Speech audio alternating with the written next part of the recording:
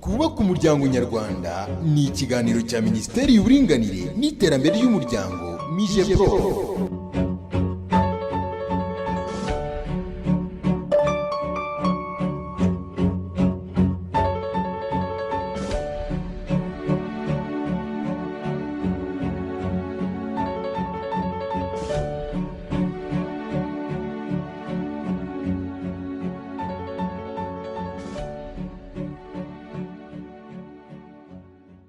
Tubaha ikaze mu kiganiro twubaka umuryango nyarwanda. Ikiganiro mutegurirwa na Minisiteri y'Uburinganire n'Iterambere ry'Umuryango MIJEPRO. Twubaka umuryango nyarwanda ni ikiganiro cya Minisiteri y'Uburinganire n'Iterambere ry'Umuryango MIJEPRO. Uyu munsi turaganira ku kibazo cy'abana b'abangavu batwara inda zitateganyijwe. Muri iki kiganiro twaganiriye n'abantu batandukanye batubwira uko bafata iki kibazo. Nk'umurezi kandi nk'umubyeyi mbona ari ikintu kibabaje cyane. Nta mubyeyi n'umwe wanezezwa no kumwana we yatwaye inda. Nta mubyeyi n'umwe wanezezwa no kumva umwana w'inshuti cyangwa umuturanyi yatwaye inda. Cyane cyane yuko muri iki gihe cya none uretse n'inda hariho na sida. Kandi ahaciye inda na sida niho inyura. Ni ikibazo cya sosiyete kuko ubundi umuntu yakagombye gutwita ageze igihe cyo nibura icyo amategeko yemera cyo kugira ngo batwite, ariko kubona umwana w'umwangavu ukiri mu ishuri cyane cyane atwise usanga ni ikibazo gikomeye. Kandi yego hano ntabwo ari byinshi twabonye, ariko jewe nabonye umwana umwe wigeze kugera ahangaha afite icyo kibazo, ubona akiri mu ishuri kuko yari atari yanagera no muri section. Usanga rero ni ikibazo kigomba kureba sosiyete nyarwanda, umuntu atakagombye kwirengagiza. Birababaje, ni ibintu bibabaje, ngira ngo ntabwo ari kuri jye jyenyine no ku bandi biba bibabaje. Impamvu itera ko bibabaje ni ingaruka ziba ziri gukurikireho. Gutwara inda kw'abana b'abangavu batageje imyaka, icyo ni ikibazo kibaho muri sosiyete, ariko ntabwo ubundi byakakwiye kuko kiba gihangayikishije sosiyete nyarwanda. Ariko ikibitera kenshi ni ibishuko by'abantu bakuriye nyine abo bana. Iyo mbonye umwana w'umwangavu atwaye inda, ngiye ku bwanjye numva mbona yarahindutse, mbese nyine yarivanyeho icyizere cyo kuba mbese atakiri umwana nk'abandi, kubera yuko aba amaze kugera mu kindi kigero nawe atashakaga. Iyo mbonye umwana w'umwangavu atwaye inda, nanjye mba numva binyigishije byinshi ku buzima bwanjye, kuko aba yavuye mu kigero cy'abakobwa yagiye mu kigero nk'aho twavuga ko ari umugore. Rero mba numva nanjye nakomeza ku busugi bwanjye nkirinda. Njyewe iyo mbonye umwana watwaye inda ni nko mu rugero rwanjye,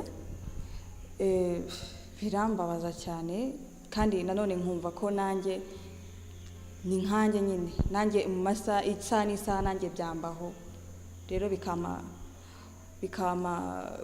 mbere kwitwararika cyane kurushaho. Iyo mbonye umwana w'umwangavu yatwaye inda akiri nko ku ishuri, cyewe birambabaza kuko akenshi iyo urebye usanga bayiciye ejo he hazaza. Nk'uko iyo afashe amezi 9 atwite agakubitaho imyaka 2 yo kumurera, usanga aba ataye igihe kinini cyane muri cya gihe cyo kuba yabasha arimo kwiteza imbere. Akenshi iyo ari nko mu muryango utifashije, haviramo risike yo kuba atagishubiye ku ishuri, ugasanga yibereye nk'umwana wo mu rugo ngo utarigeze ajya ku ishuri, kandi yarakabaye yararangije amashuri ye, akaba yarabashe no kwiteza imbere akagira ikintu ageraho. Hari impamvu zitandukanye zituma abana b'abangavu batwara inda zitateganyijwe. Njyewe mbona akenshi igitera abana b'abangavu gutwara inda, mbona akenshi ari uko haba hatarabayeho kubashishikariza kwitwara neza bakiri batoya ku buryo banabikurana. Nanone bigaterwa n'ubushukanyi ku rubyiruko ruri hano hanze. Nanone abana ubwabo ugasanga akenshi abantu usanga bafite iraha ry'utuntu, ugasanga baratubashukisha, ugasanga haravamo gutwara inda.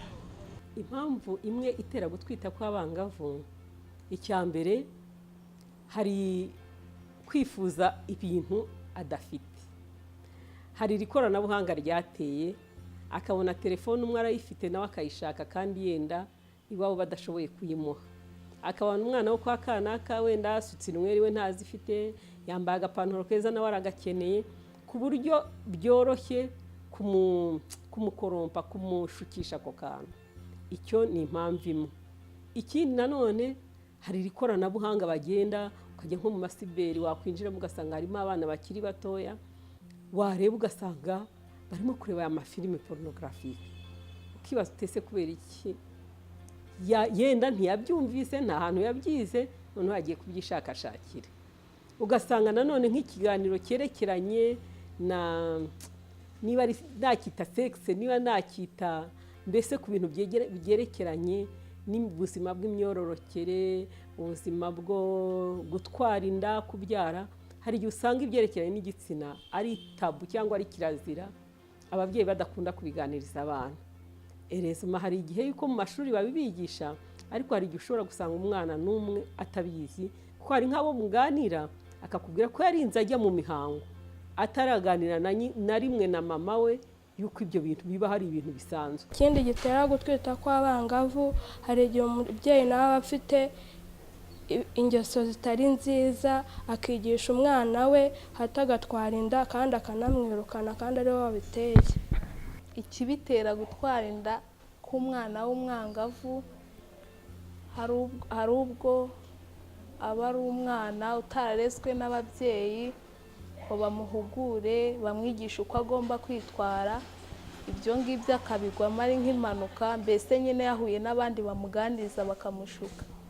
Ikindi mbona kibitera, hari umwana uba waganirijwe n'ababyeyi ariko uwo mwana akaba atajya yumva nyine, akaba aricyo yahura n'abamushuka akumva yuko ntacyo bitwaye.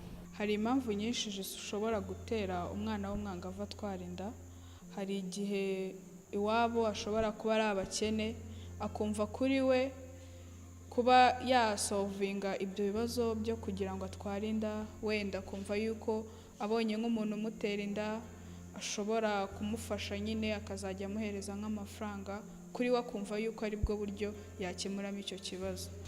Akenshi na kenshi usanga yego umubyeyi akaba andi iruhande cyangwa di social medias, ariko umubyeyi aho kugira ngo anganirize, noneho nayo nkajya nkirebera bari hana, nkareba baki bose, nkareba abasitari bose, nkareba ibyo bambaye, ibyo bintu nimbyambara ndaba nkuriye ikindi kintu.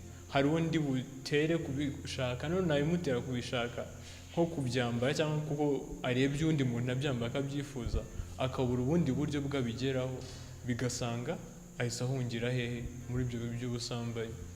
Ubwo busambanyi akaba bwo butuma atwara izo nda atiteguye.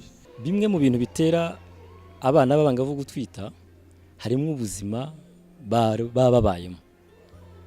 Ndi kuvuga hari ibyo babuze, hari ibyo bakennye, hanyuma abagabo batagira umutima, abo twita ba sugar daddies, bakabashukisha ibyo bakennye bararikiye.